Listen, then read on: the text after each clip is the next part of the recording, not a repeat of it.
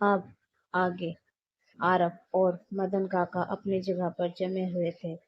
उनकी आंखों के सामने का नजारा बहुत भयानक था। आरव देखता है कि पूरा फर्श खून से लथपथ पड़ा हुआ था।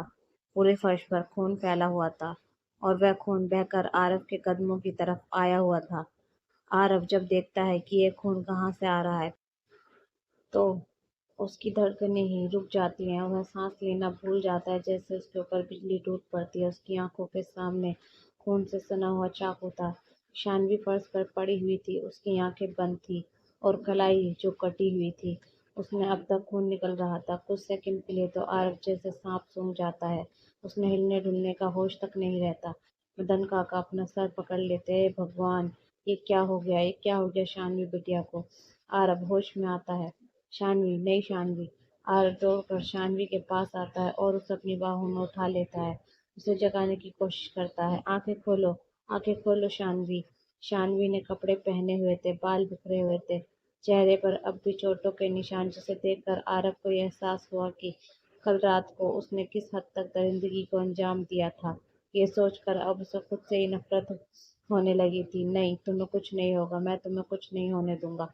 आरव शानवी को गोद में उठाता है और फुल स्पीड के साथ उसे लेकर वहां से भागता है। जल्दी ही शानवी अपनी गाड़ी में डालकर आरव शानवी को अस्पताल लेकर आता है। Doctor, doctor, doctor, please help. Aarav की बाहों में शानवी थी, जिसका काफी खून बह चुका था, जिसे देखकर लग रहा बताया जा सकता था कि वह बचेगी भी या नहीं। कब से अपनी कलाई को काट रखा था, न जाने कितना ही खून शरीर से बह चुका था। उसका चेहरा बिल्कुल सफेद पड़ चुका था, मानो कि सारा खून बाहर निकल चुका हो। अब उसके चेहरे के अंदर एक बूंद भी खून न बचा हो। कुछ डॉक्टर दौड़कर वहां आते हैं। शानवी की हालत देखकर वह भी हैरान थे। ओ माय गॉड, स्ट्रेचर लेके आओ फटाफट। कुछ वार्ड बॉय स्ट्रेचर लेकर आते हैं। उस पर शानवी को लिटाया जाता है और उन्हें फटाफट से एक ऑपरेशन थिएटर में लेकर जाया जाता है। आरव की हालत काफी ज्यादा खराब थी। बाल बिखर चुके थे, चेहरा पसीना पसीना हो चुका था, धड़कनें तेज थी और सांसें भी।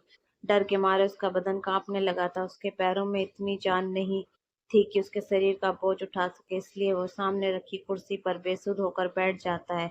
उसकी धड़कनें अभी भी तेज थी।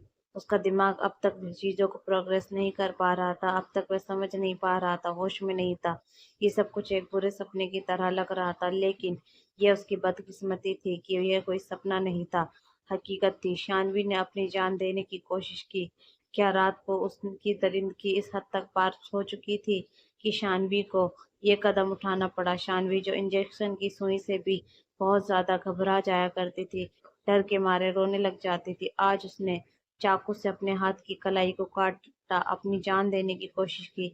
इसका मतलब तो यही है कि वरना वरना ज्यादा आसान समझने लगी अपने दर्द भरी जिंदगी से। आरव अपने सर को हाथों में पकड़ लेता है और बालों को अपनी मुट्ठी में वह जोर से आंखें बंद कर देता है। उसकी आंखों में आंसू टपक जाते हैं। वह कभी सोच भी नहीं सकता था कि एक दिन हालत ऐसी जगह पर आकर रुक जाएगी। एक दिन वह ऐसी सिचुएशन में खड़ा होगा जहां उसे समझ भी नहीं आ रहा होगा कि वह क्या करे। वह अपनी बेशकीमती चीज खोने की कगार पर होगा। कई देर तक आरव उसी जगह पर बैठा रहता है। उसे किसी चीज का होश नहीं रहता। वह बस प्रार्थना है कि शानवी को कुछ ना हो, वह बच जाए। थोड़ी देर बाद डॉक्टर ऑपरेशन थिएटर से बाहर निकलते हैं। आरव फटाफट से उनके पास जाता है। डॉक्टर, अब वह कैसी है, वह ठीक तो है ना, उसे होश आ जाएगा ना, क्या मैं उससे मिल सकता हूँ?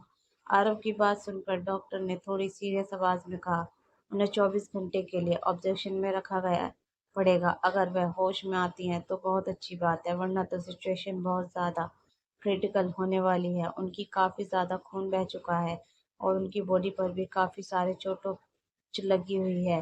क्या वह किसी तरह के डोमेस्टिक वायलेंस से गुजर रही है? आरव ये बात सुनकर कुछ भी नहीं बोल पाता। वह चुपचाप खड़ा रहता है। डॉक्टर आगे कुछ नहीं पूछता, सिर्फ गहरी सांस लेकर इतना कहता है, उनकी जीने की इच्छा शक्ति बिल्कुल खत्म हो चुकी है। भगवान से दुआ कीजिए कि वह होश में आ जाए। सिर्फ और सिर्फ तभी हम उनकी जिंदगी को बचा सकते हैं, वरना तो ये सब भगवान के ऊपर है। आरव के कदम लड़खड़ा जाते हैं। डॉक्टर की बात सुनकर उसके कानों में गूंज रही थी। मतलब उसका दर्द इतना ज्यादा हो चुका था कि मौत गले लगाना बेहतर समझा।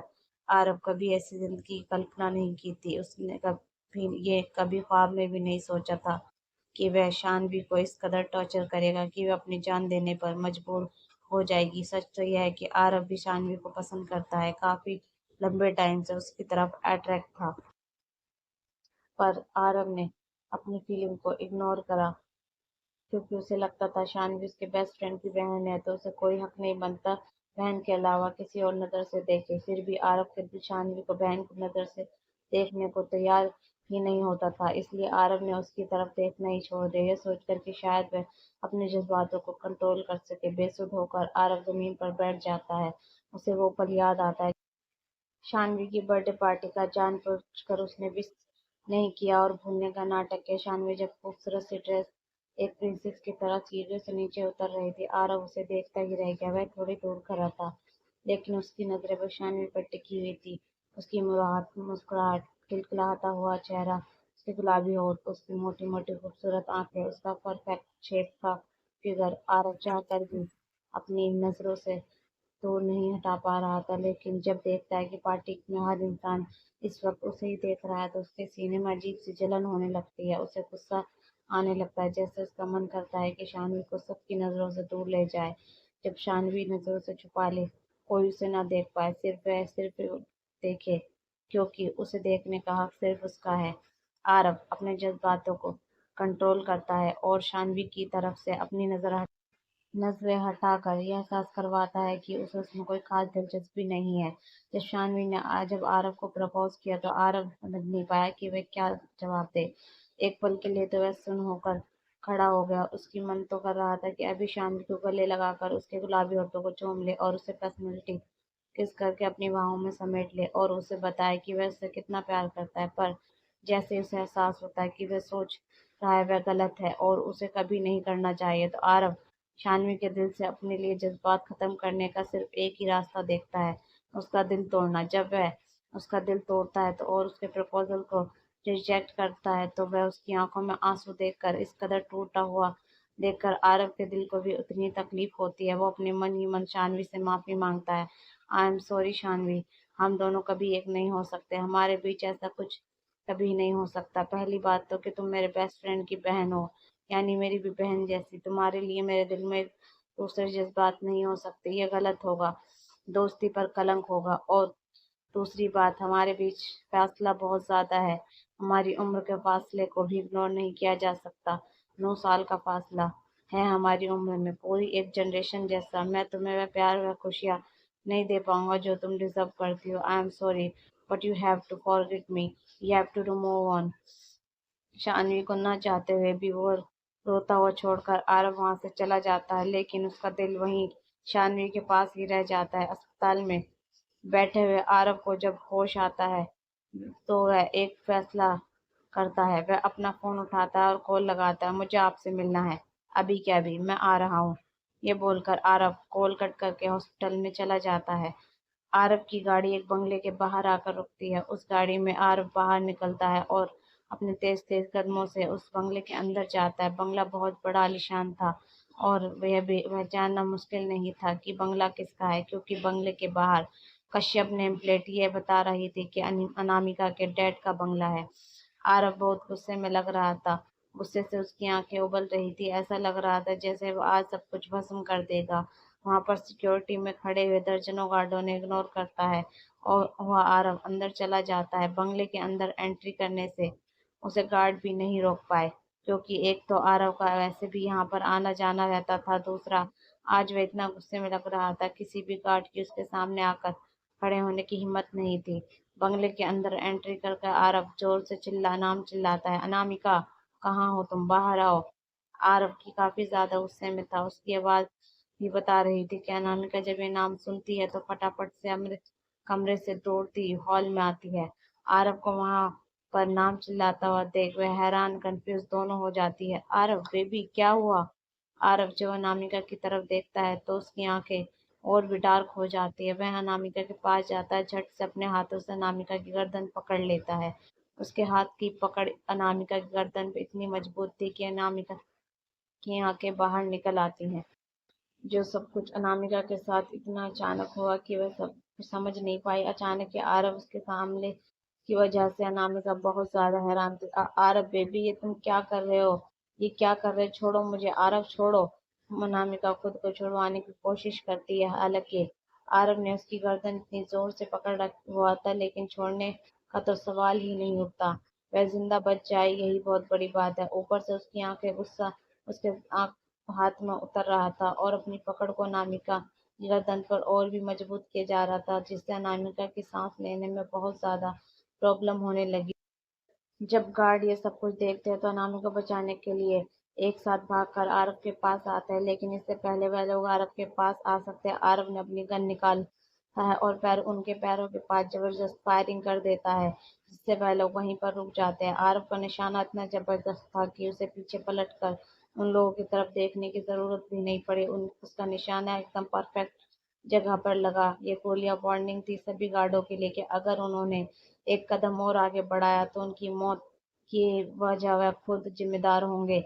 और आरव से पंगा लेने की हिम्मत भला कौन कर सकता था? वह लोग उससे पहले अच्छी तरह से वाकिफ थे।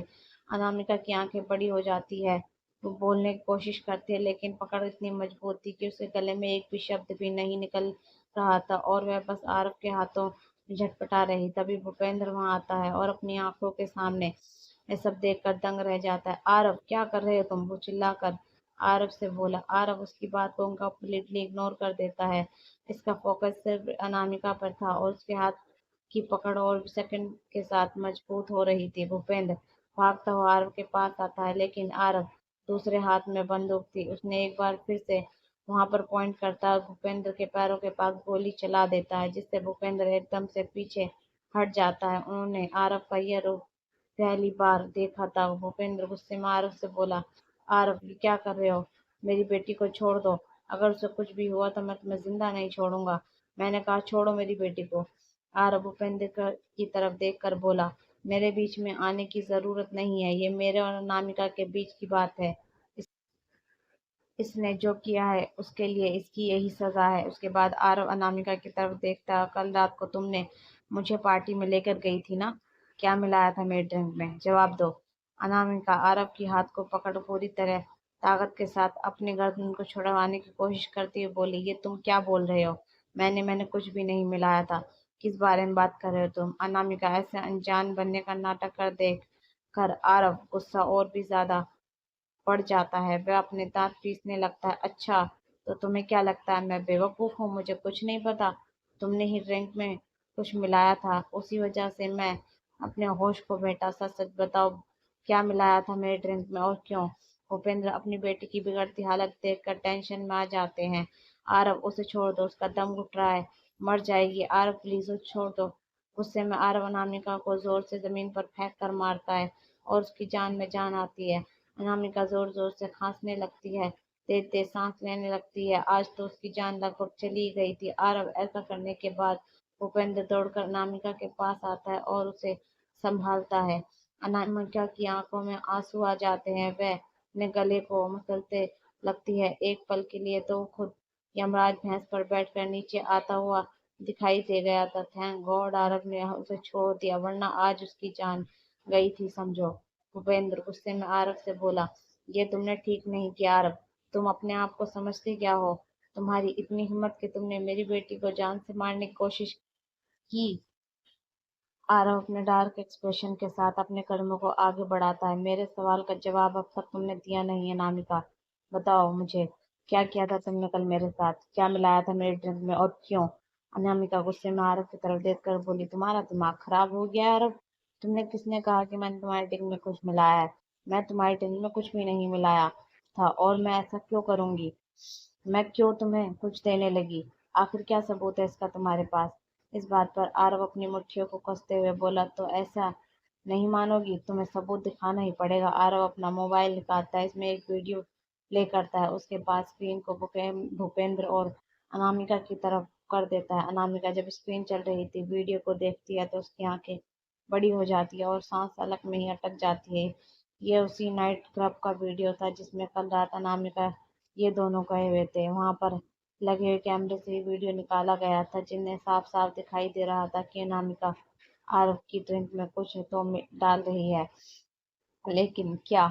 पता नहीं। उसके बाद उसने 2-3 ड्रिंक आरव को दिया और वह गोली मिलाकर उस अनामिका का भांडा फूट चुका था। उसके पास अब कोई एक्सक्यूज नहीं था, लेकिन सबूत आरव के हाथ में था। आरव गुस्से में अपने दांत पीसते हुए बोला, आज के बाद मुझे अपनी शक्ल मत दिखाना, मैं तुम्हारी कभी दोबारा देखना नहीं चाहूंगा। आरव जाने लगता है कि भूपेंद्र खड़ा होकर गुस्से में चिल्लाकर बोला, अब इतने बड़े हो गए हो तुम कि हमारे खिलाफ जाओगे। आरव के कदम वहीं रुक जाते हैं। भूपेंद्र अपनी बात को कंटिन्यू करते हुए बोला, तुम शायद भूल गए हो कि तुम क्या थे और क्या बनाया है मैंने तुम्हें। आज मुझे ही छोड़कर जा रहे हो, गद्दारी कर रहे हो। आरव ने गुस्से में वापस पलट कर जवाब देते हुए बोला, गद्दारी? गद्दारी मेरे खून में नहीं मिस्टर कश्यप। और क्या कहा तुमने कि क्या बनाया था मुझे? मिस्टर भूपेंद्र कश्यप, जब भी मैं तुम्हें मिला था तो तुम खुद कुछ नहीं थे। तुमने मुझ पर जो एहसान किया था उससे कहीं ज्यादा, कई गुना चुका चुका हूं मैं। इसलिए अपने एहसानों को गिनना बंद करो, समझे? अगर गिनती शुरू हो गई ना तो मेरे ही एहसान तुम पर ज्यादा निकलेंगे।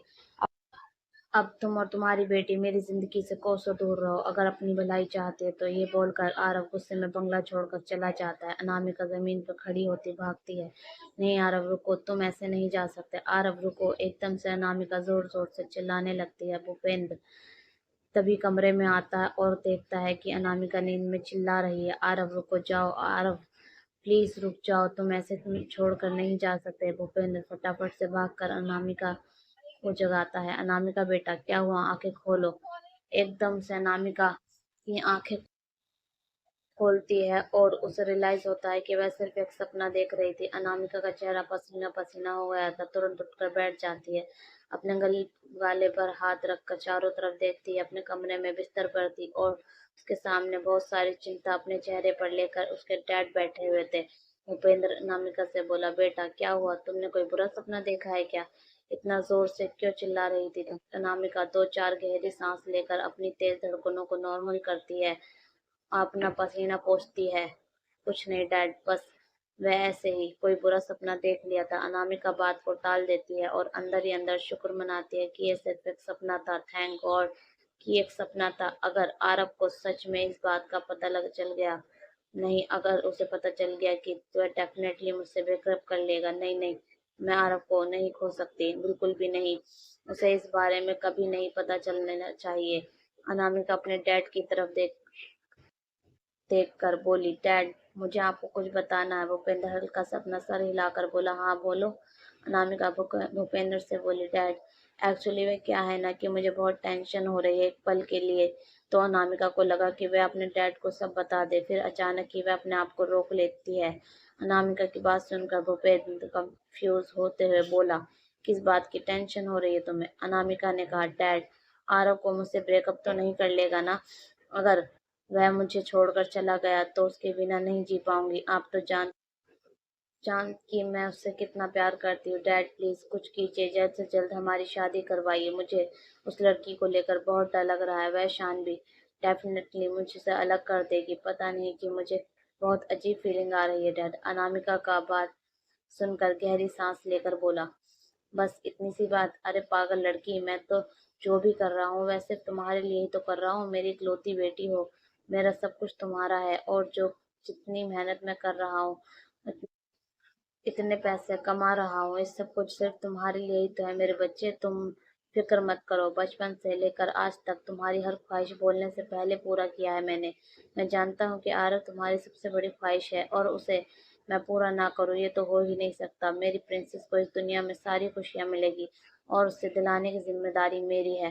डोंट वरी, आरव की शादी तुमसे ही होगी। अगर उसने उस लड़की के बीच में रोड़ा बनने की कोशिश की तो उसे कैसे रास्ते से हटाना है ये भी मैं बहुत अच्छे से जानता हूँ। अपने डैड की तसल्ली भरी बातें सुनकर अनामिका को राहत की सांस आती है और वह अपने डैड को हक कर लेती है। थैंक यू डैड, आप दुनिया के बेस्ट डैड हो। भूपेंद्र मुस्कुराकर उसके सर पर हाथ फेरते हुए वह दूसरी तरफ शानवी की धीरे धीरे आंखें खुलती है और वह थोड़ा होश में आती। शुरू में उसकी आंखों के सामने धुंधलापन था, उसे काफी कमजोरी महसूस हो रही थी। ऐसा भी लग रहा था कि जैसे उसके हाथ में कुछ लगा हुआ है, कोई नोकीली चीज या आईवी की ड्रिप भी थी जो उसके हाथ में लगाई गई थी। धीरे धीरे शानवी अपनी आंख खोल ठीक से खोलती है और चारों तरफ देखती है। दीवारें ये दीवार उसके घर के कमरे जैसी नहीं थी। मशीन की टू-टू की आवाज़ शानवी के कानों में पड़ती है। जब तक पूरे तरीके से होश में नहीं आई थी, इसलिए उसे समझ भी नहीं आ रहा था कि वह कहाँ है। ठीक से आँख खोल कर देखती है तो पाती है कि वह अस्पताल के बेड पर है। हाथ में आईवी की ड्रिप लगी हुई है और जहाँ से उसने कलाई काटी थी वहाँ पर पट्टी बंधी हुई है। पट्टी को देखकर शानवी को याद आता है कि किस तरह उसने अपनी जान देने की कोशिश की थी। जब उसे याद आता है कि उसने क्यों अपनी जान देने की कोशिश की थी तो दिल में फिर दर्द करने लगता है। वह हैरान थी, वह यहाँ कैसे आई, जिंदा कैसे बच गई। उसे तो अब तक मर जाना चाहिए था, फिर वह यहाँ कैसे हॉस्पिटल में पहुंच गई। जब शानवी अपनी आंख खोल चारों तरफ देखती चीजों को ऑब्जर्व कर रही थी, तब उसके पास मैं खड़ी कुछ काम कर रही नर्स की नज़र उस पर पड़ती है। शानवी को होश में देखकर नर्स के चेहरे पर चमक आ जाती है। ओह माय गॉड, आपको होश आ गया। आपको कैसा फील हो रहा है? उस नर्स की बात सुनकर अनामिका बहुत कमजोर सी आवाज में बोली, मैं यहाँ पर कैसे आई? मुझे यहाँ पर कौन लेकर आया है? उस नर्स ने मुस्कुराकर जवाब दिया, आपको यहाँ पर आपके हस्बैंड लेकर आए हैं। आप बहुत बुरी हालत में थी जब आप यहाँ पर आई। आपको तो होश में आना भी मुश्किल था, पर चलो शुक्र है आप होश में आ गई। मैं भी डॉक्टर को बुलाकर लेकर आती हूँ। ये बोलकर नर्स वहां से चली जाती है। शानवी जैसे तैसे करके उठकर बैठने की कोशिश करती है। वह मुझे यहाँ क्यों लेकर आया है? क्यों लेकर आया है? आखिर क्या चाहता है वह मुझसे? जो कुछ भी आरव ने उसके साथ किया, उसके बाद वह टूट कर बिखर चुकी थी। अब उसके लिए जीने का कोई मतलब नहीं रह गया था। वह अपनी जिंदगी खत्म कर देना चाहती थी क्योंकि दर्द अब उसके बर्दाश्त से बाहर हो चुका था। इसलिए तो उसने बिना सोचे समझे ही अपनी जान देने की कोशिश की थी। थोड़ी ही देर में डॉक्टर वहां पर आ जाते हैं और शानवी का चेकअप करने लगते हैं। आरव हॉस्पिटल में एंट्री करके उसके साथ में एक आदमी चल रहा था जिसने काला कोट पहन रखा था, जिसे देखकर लग रहा था कि वह एक वकील है। आरव शानवी के वार्ड के पास पहुंचता है तो डॉक्टर को उसके वार्ड के बाहर निकलते हुए देखता है। डॉक्टर और नर्स के चेहरे पर हल्की सी मुस्कान थी, वह आपस में कुछ बात कर रहे थे। आरव तुरंत डॉक्टर के पास आकर बोला, डॉक्टर उसे होश आया है? नहीं, डॉक्टर ने मुस्कुराकर कहा, वह अब बिल्कुल ठीक है, खतरे से बाहर है, उन्हें होश भी आ चुका है। आप अगर चाहे तो उनसे मिल सकते हैं। पता नहीं क्यों, लेकिन शानवी से मिलने का नाम सुनकर ही आरव के दिल की धड़कनें तेज हो जाती है। उसे एक अजीब सी घबराहट होने लगती है। समझ नहीं आता कि वह के अंदर कैसे जाए। ऐसे समझ नहीं आता कि वह उस लड़की का सामना आखिर कैसे करेगा, कैसे देख पाएगा उसकी आंखों में, कैसे देख पाएगा उसके दर्द को जो उसने ही उसे दिया था। थोड़ी हिम्मत करके आरव अपने आप से बोला, ये कदम उठाना बहुत जरूरी है, बस बहुत हो गया। जिस तरह से चीजों को चलाना चाहता था उस तरह से बात नहीं बनेगी। मैंने अपने ही बनाए हुए रूल्स को ब्रेक कर दिया, जो कि सही नहीं है। सजा सिर्फ गुनहगार को मिलनी चाहिए, किसी और को नहीं। एक गहरी सांस लेकर आरव हिम्मत जुटाता है और दरवाजा खोलकर अंदर आता है। वह देखता है कि शानवी बेजान से बिस्तर पर पड़ी हुई खिड़की के पास देख रही थी। हवाएं चल रही थी, पेड़ के पत्ते हिल रहे थे, पर्दा ओढ़ रहे थे। बाहर धूप निकली हुई थी, जहाँ पर शानवी की आंख जमी हुई थी।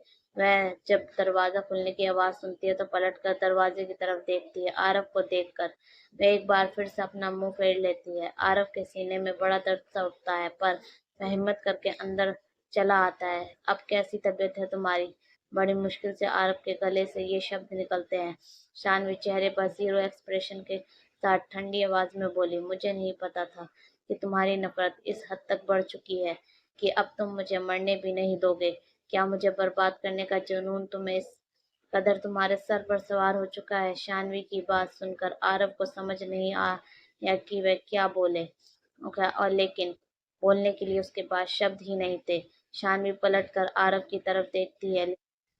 उसकी आंखें ठंडी थी, इमोशनलेस, कोई जज्बात नहीं थे उनमें। आखिर तुम मुझसे चाहते क्या हो? मुझे यहाँ पर क्यों लेकर आए हो? मार तो तुमने ऑलरेडी मुझे दिया ही है, ठीक से मरने क्यों नहीं देते? अगर तुम ये सोच रहे हो कि तुम फिर से मेरे साथ वह सब आगे आगे शानवी बोल नहीं पाती, उसका गला भर जाता है। शानवी की आंखें की बातें इमेजिन करते ही आरव के सीने में तीखा दर्द होने लगता है। शानवी फिर से अपना मुंह फेर लेती है, जैसे उसे आरव से घिन आ रही हो। आरव शानवी से बोला, कुछ लेकर आया हूँ तुम्हारे लिए। आरव अपना हाथ आगे बढ़ा देता है। वकील समझते हुए सूटकेस से डॉक्यूमेंट निकाल कर आरव को दे देता है और एक पेन भी। उसके बाद वह इशारा पाकर वार्ड से बाहर चला जाता। आरव डॉक्यूमेंट को टेबल पर रखकर उन पर साइन करने लगता। फटाफट साइन करने के बाद उन डॉक्यूमेंट को शानवी की तरफ बढ़ा देता है। ये लो। कंफ्यूजन के साथ शानवी उन डॉक्यूमेंट को उठाकर देखती है। उसकी एक आंख एक पल के लिए बड़ी हो जाती हैं। डिवोर्स पेपर स्टोरी पढ़ने के लिए चैनल को लाइक और सब्सक्राइब करें।